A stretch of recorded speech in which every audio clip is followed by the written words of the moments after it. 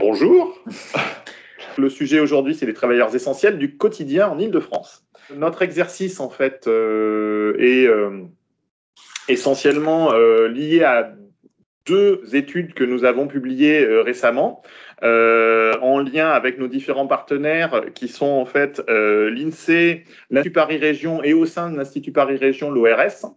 Ces deux publications, l'une qui portait sur sur qui sont les 1,8 million de travailleurs clés, de travailleurs essentiels, du quotidien résidant en Île-de-France, et une deuxième publication qui s'intéressait plutôt à l'endroit où résidaient donc ces actifs essentiels du quotidien et où travaillaient-ils en Île-de-France.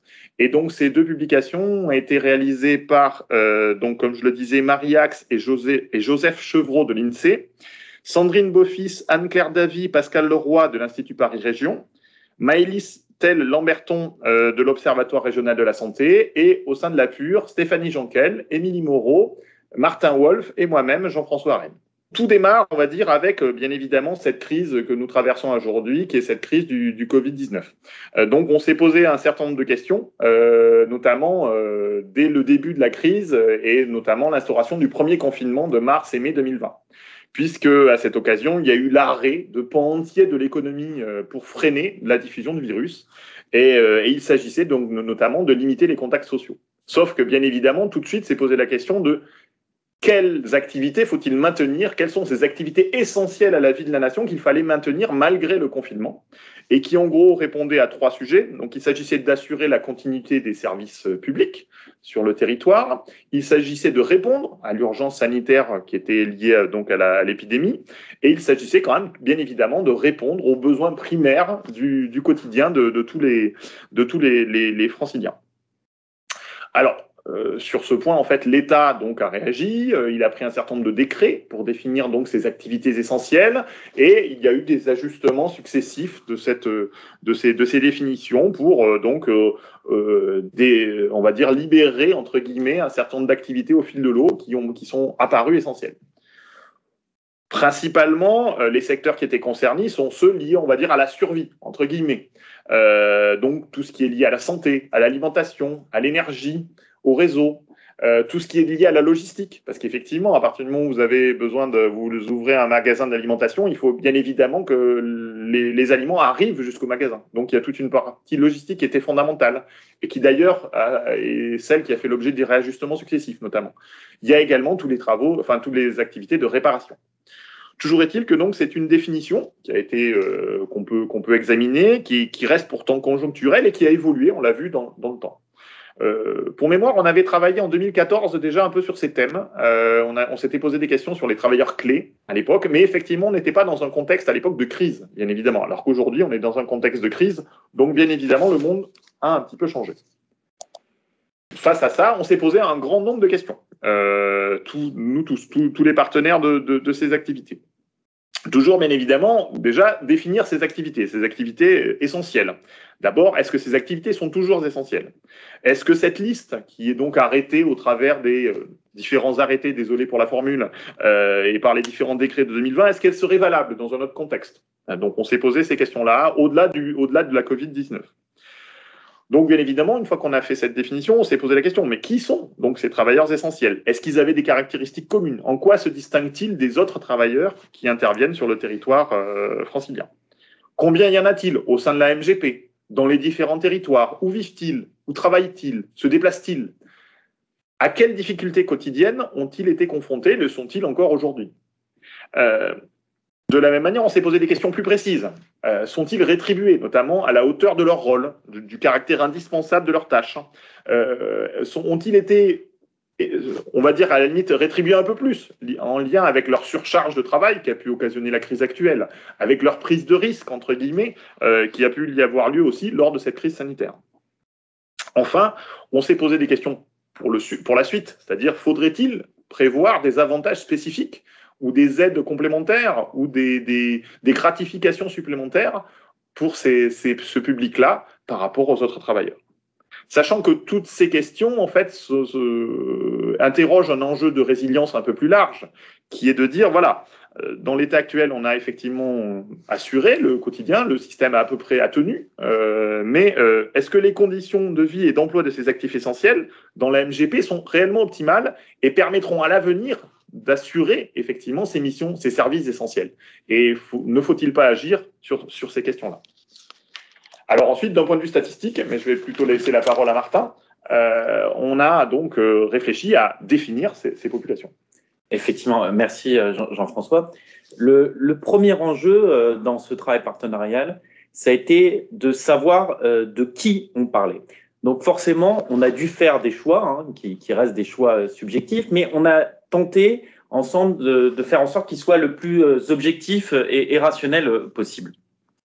Alors d'abord, il faut savoir qu'on a adopté une définition qui est plus large que ce à quoi on avait abouti dans nos précédents travaux, qui travaillait plutôt sur cette notion de clé.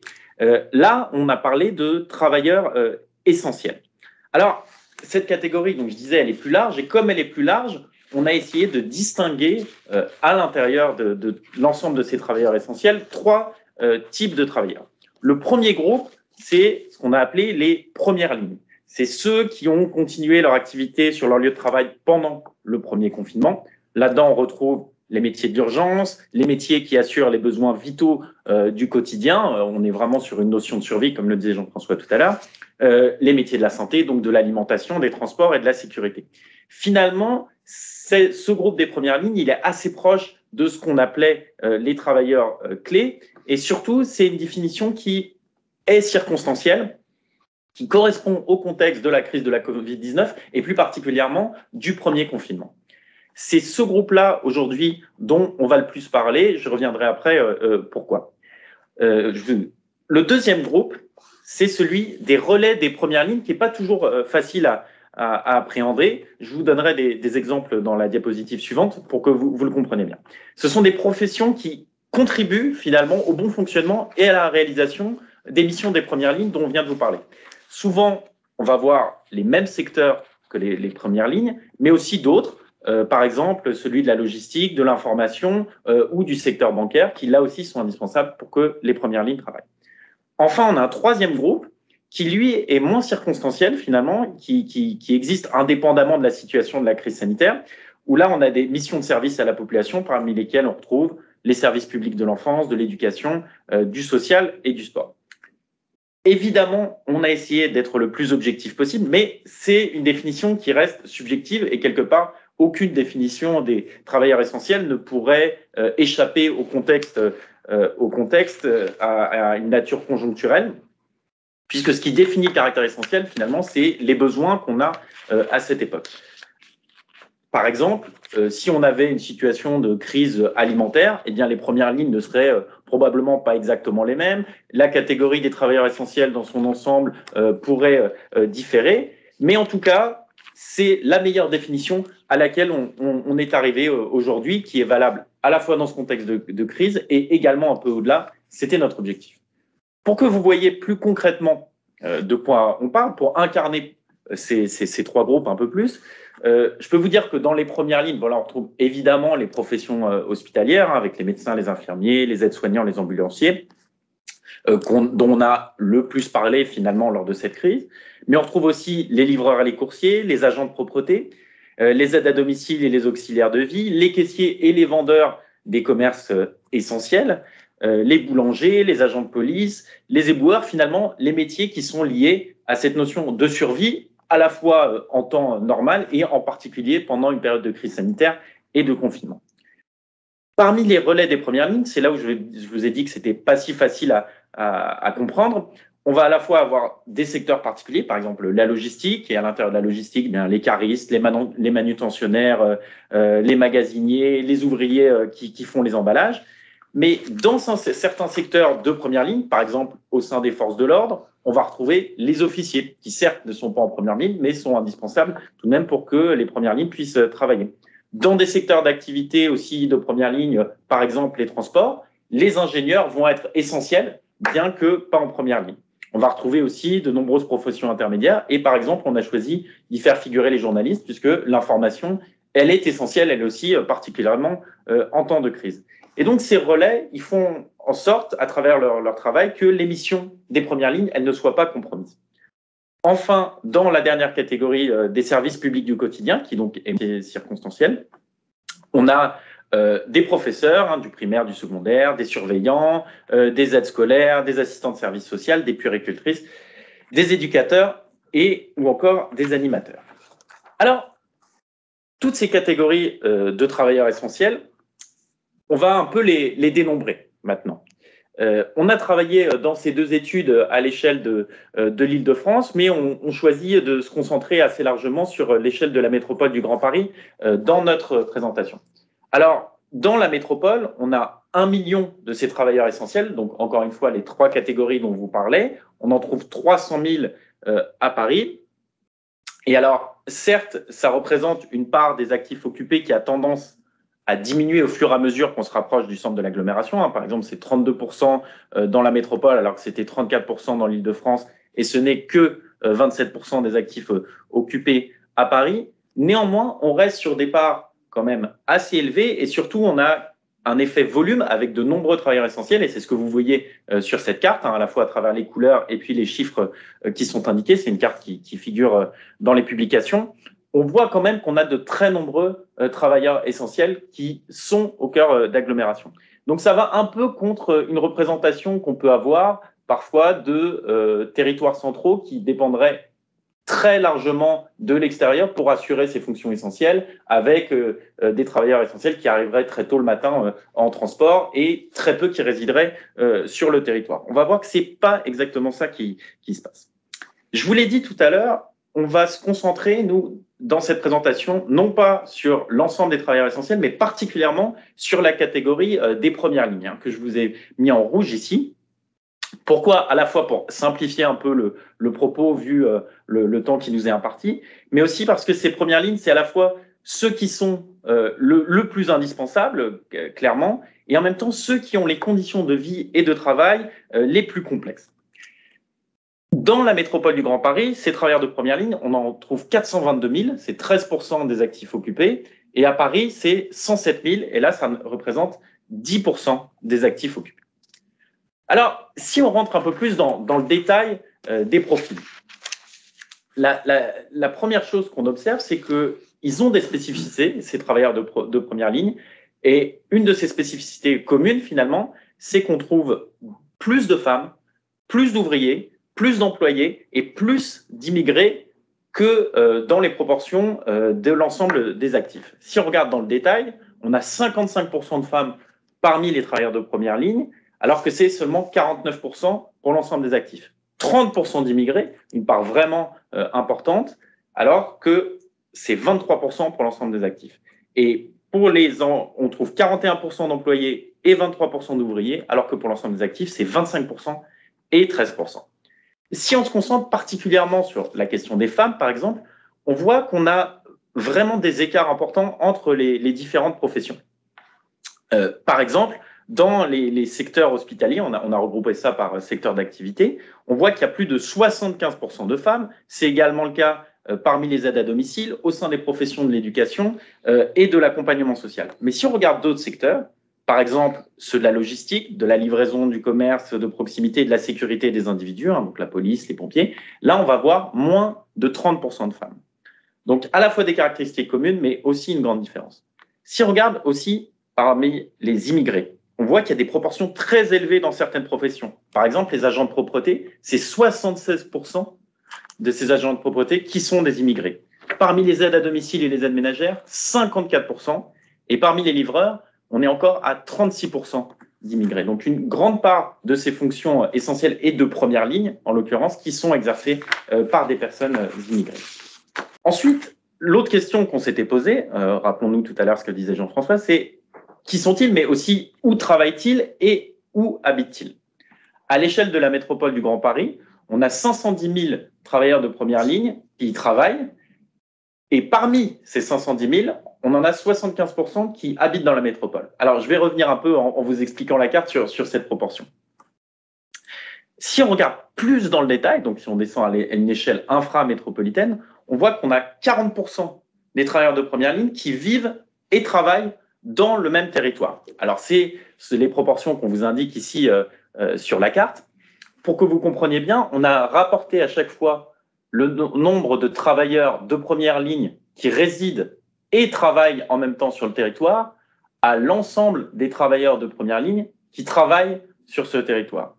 Alors certes, on peut se dire que 40%, ce n'est pas si élevé. On peut se dire qu'on retrouve des écarts qui, quelque part, sont un peu attendus, hein, avec le centre de l'agglomération, Paris, les territoires de l'Est, où on a une proportion moins élevée de personnes de première ligne qui résident et travaillent sur le territoire.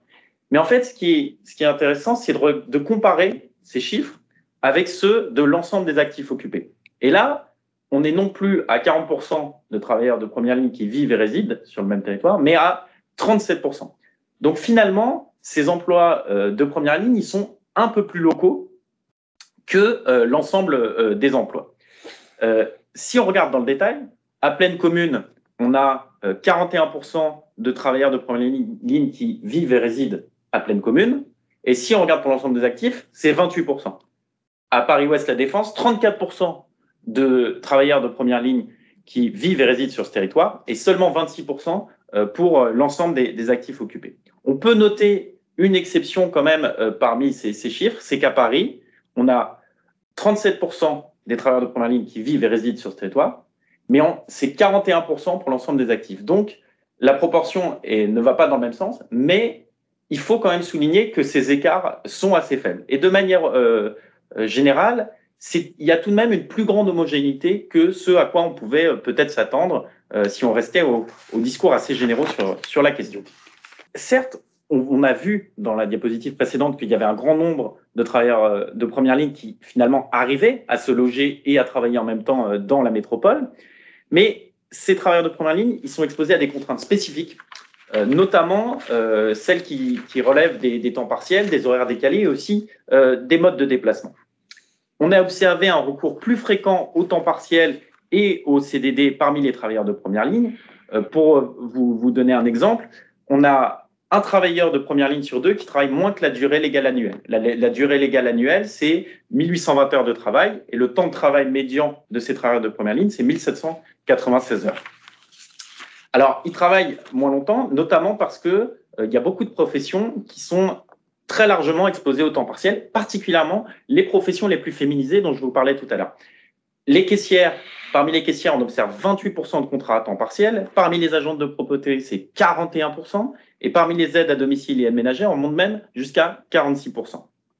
Ce qu'on a aussi observé, mais Jean-François va revenir un peu plus en détail sur la question des salaires tout de suite, c'est qu'au cœur de la métropole, on avait parmi les travailleurs de première ligne les plus modestes, parmi les 10% qui avaient les salaires les plus faibles, inférieurs à 7 000 euros bruts par an, et bien en fait, on en trouvait beaucoup plus au cœur de la métropole avec des salaires très bas par rapport au reste de l'Île-de-France.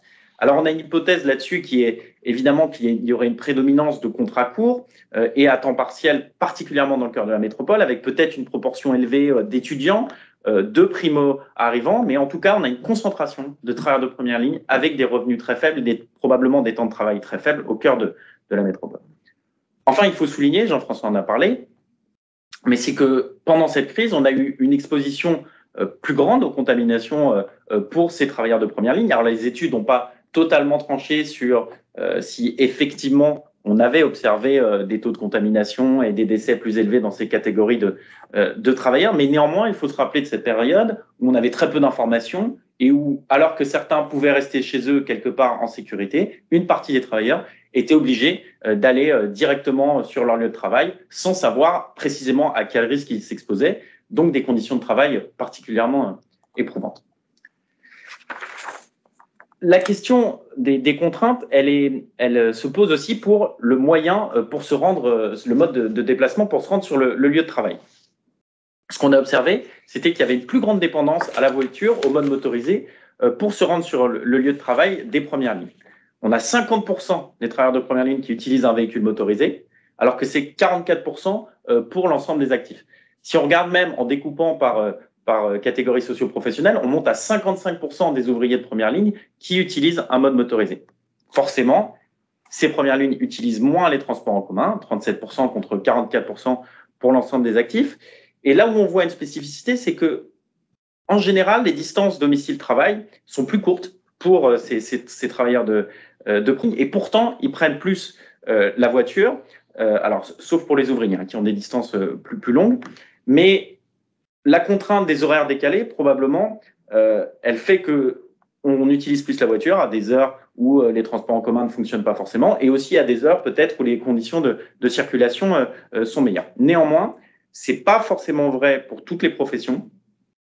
Les aides à domicile et les aides ménagères ne sont que 30% à utiliser un véhicule motorisé. Les agents de propreté, c'est 25%. Donc, c'est des secteurs d'activité où finalement les revenus sont probablement faibles alors que le coût de la voiture reste élevé. Et donc, il y a certaines professions où on a vraiment une mobilité qui est entravée.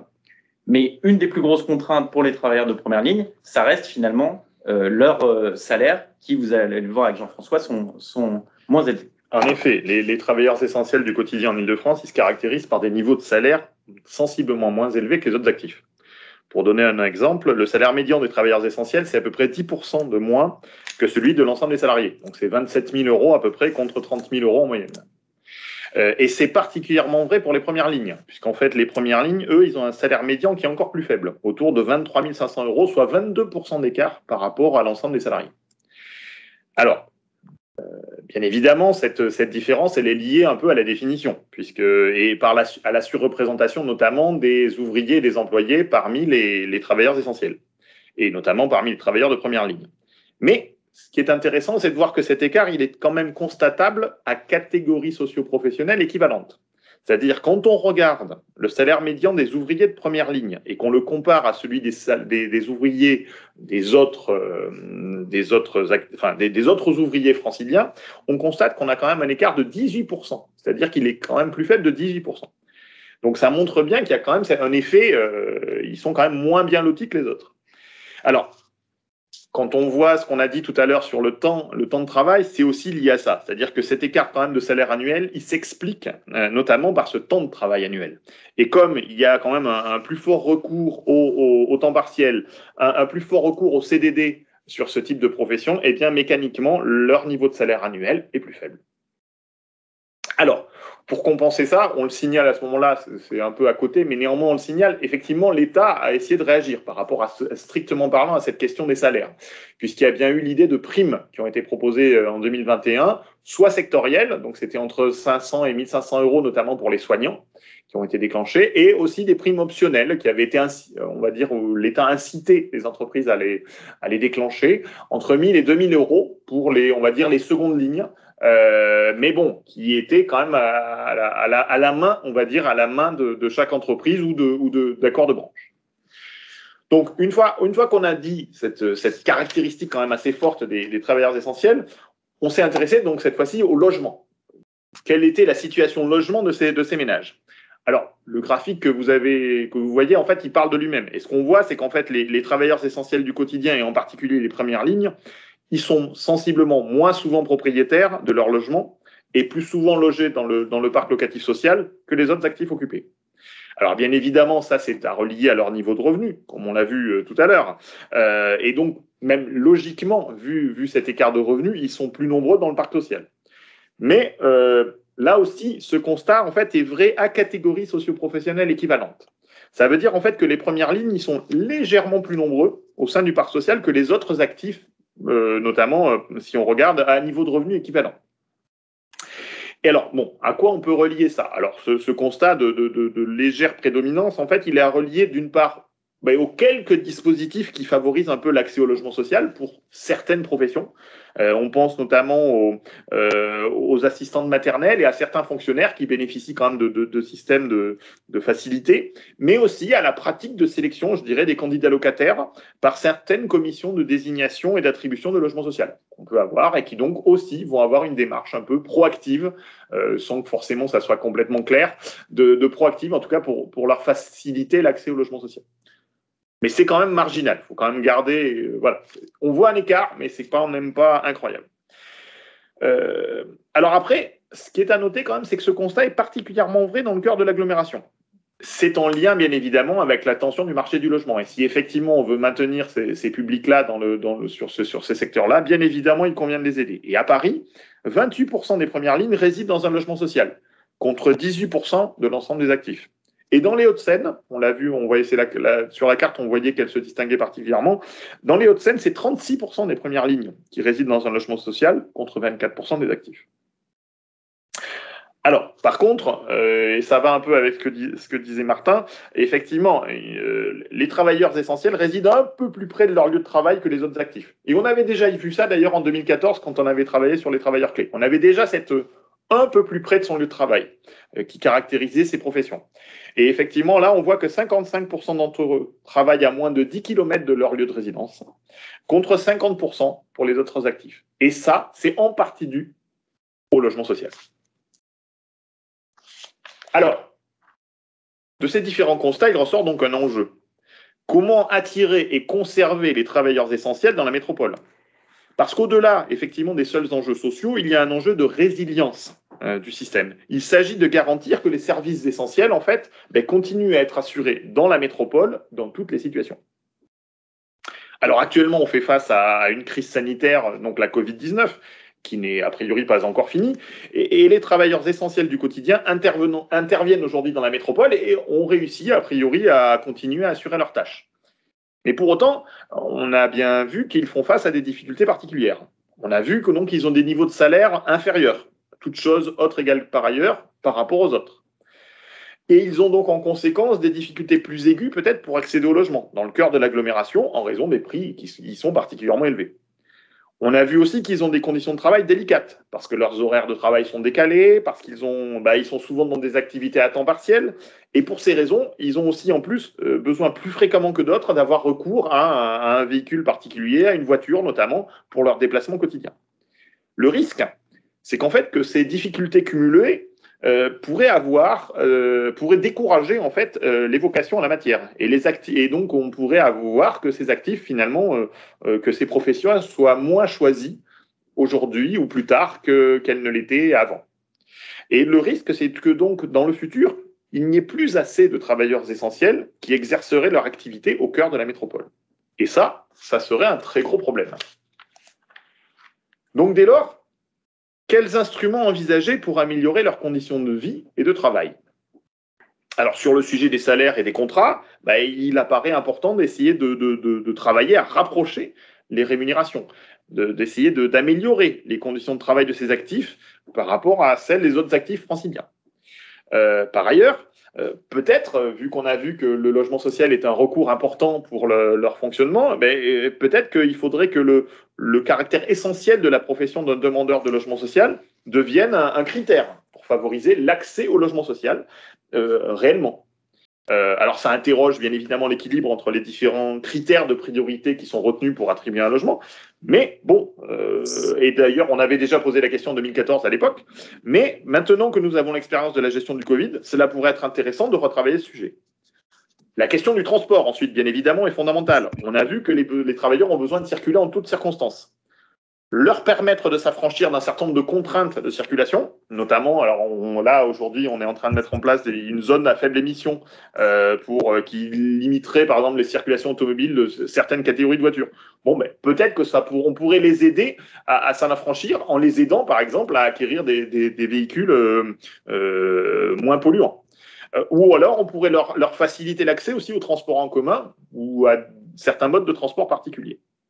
Par ailleurs, inscrire dans la loi une logique d'accompagnement spécifique en temps de crise pour ces travailleurs essentiels, notamment par un accès facilité aux dispositifs de garde d'enfants, ce qui s'est un peu fait d'ailleurs pendant la période de Covid, un accès facilité à des transports, à des logements temporaires. Ça aussi, c'est des mécanismes qui seraient importants et qui permettraient peut-être de rendre plus attractives ces professions dans l'avenir et qui s'assureraient donc peut-être que ces professions-là demeurent et soient continuées à être attractives.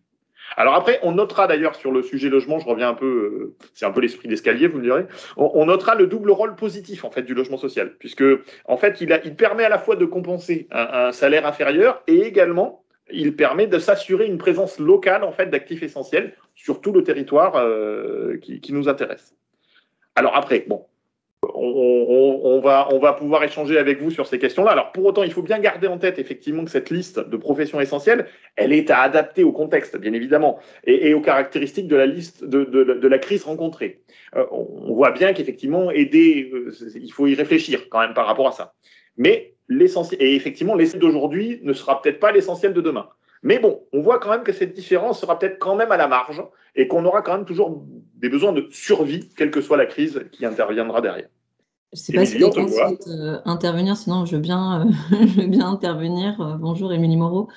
Je voulais simplement dire que c'est vrai que ce qui est intéressant dans ce travail, c'est déjà d'avoir des éléments assez précis de description des travailleurs essentiels, d'éléments sur leur profil, sur leur lieu de domicile, leur lieu de travail, etc., qui montrent finalement dans ces résultats qu'il y a certains écarts par rapport aux idées reçues qu'on pouvait avoir, notamment dans leur représentation, dans leur présence en fait dans les différents territoires, où il y a eu pas mal de choses qui ont été dites, notamment au moment du début de la crise, où on a beaucoup parlé de ces actifs. On avait l'impression que effectivement ces actifs n'étaient pas forcément très très représentés dans certains territoires de l'agglomération, notamment dans le centre.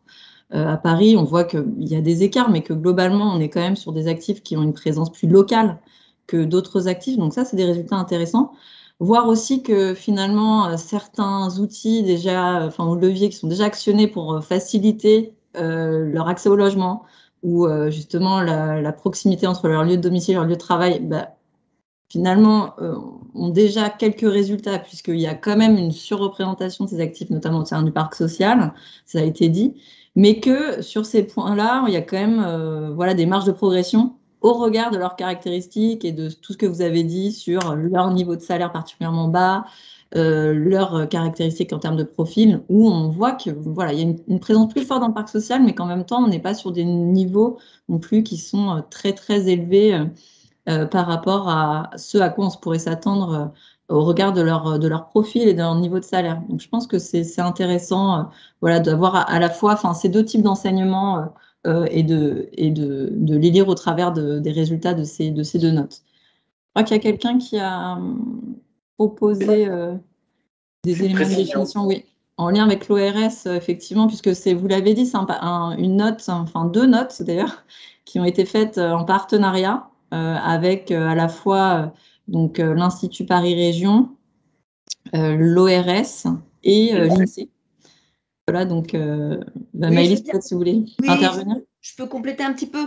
En fait, pour repréciser l'origine de la définition, finalement, au mois de mars, lors du premier confinement en 2020, on a été sollicité par l'ARS pour essayer d'analyser les différences de mortalité qu'on constatait sur la première vague, là, très très vite, et on a essayé de définir tous les facteurs qui pouvaient intervenir dans cette surmortalité. Donc, des facteurs qui concernaient aussi bien le fait qu'il y avait une densité de population élevée, la suroccupation, la défaveur sociale, et puis l'une des composantes, c'était est-ce que les communes ont une proportion importante de travailleurs clés. Et c'est là qu'on a été amené à réfléchir sur une définition, alors qui collait effectivement le plus possible avec les personnes qui étaient sur site alors que tout le monde était confiné, qui donc du coup cumulaient certaines contraintes en termes de santé, en plus des contraintes que vous avez exposées là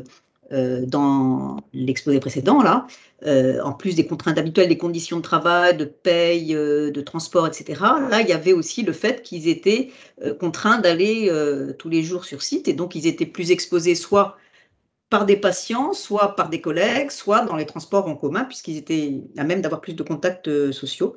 Et donc, là, je vous ai mis en lien simplement la publication d'origine où on a repris ce qui nous avait amené à prendre la définition à partir des arrêtés et puis des différentes notions qui étaient présentes à ce moment-là. Et puis également, ce que j'étais en train d'écrire en complément, que je vous envoie là, c'est que l'INSEE poursuit les analyses, alors uniquement sur ces premières lignes qui sont vraiment exactement le même périmètre que les travailleurs clés qu'on avait déterminés. L'INSEE produit, les antennes régionales continuent à exploiter ça par région. Donc, c'est intéressant de savoir que chaque région va pouvoir donner des profils de ces travailleurs avec les spécificités régionales. Voilà, c'est simplement ça que je voulais ajouter. Et merci pour cet exposé très intéressant. Merci beaucoup, Mélie. Merci. Je voulais juste ajouter rapidement quelque chose. C'est vrai que dans la conclusion, on citait l'enjeu de la ZFE et l'enjeu de l'accompagnement et des aides qui pourraient éventuellement être mises en place. Alors, c'est un sujet sur lequel on va travailler la PUR avec la métropole du Grand Paris. Et c'est vrai que nous, ça nous semble intéressant justement de pouvoir confronter à la fois des grandes caractéristiques sociales qu'on connaît, par ailleurs le parc automobile existant, avec justement les professions qui sont exercées. Et c'est vrai que cette notion de travailleur essentiel, finalement, elle peut transparaître dans beaucoup de nos travaux, parce que, encore une fois, on apporte une couche de lecture supplémentaire, et il n'y a pas uniquement l'enjeu d'apporter une aide spécifique à des publics qui ont des difficultés particulières, mais aussi de faire en sorte que la métropole continue de fonctionner avec des services qui sont efficaces. Et c'est vraiment cette double grille de lecture qui est intéressante dans cette démarche.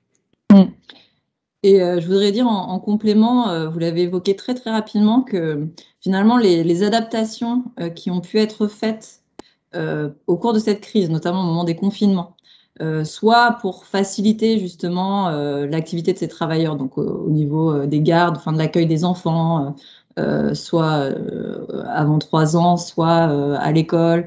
Il y a eu aussi au niveau de la fonction publique des transferts d'agents. Enfin, il y a pas mal de choses qui ont été faites et qui ont pu être expérimentées dans les communes à l'échelle de la métropole. Et il serait intéressant de voir justement, plus long terme, comment ces adaptations peuvent donner des pistes de travail et pourraient être pérennisées justement en ayant en tête cette cible des travailleurs essentiels.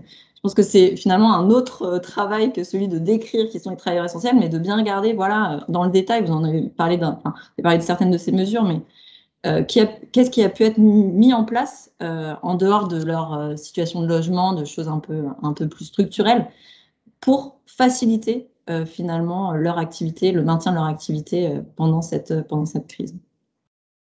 Merci à tous. Merci. Au revoir. À bientôt. Merci à vous deux.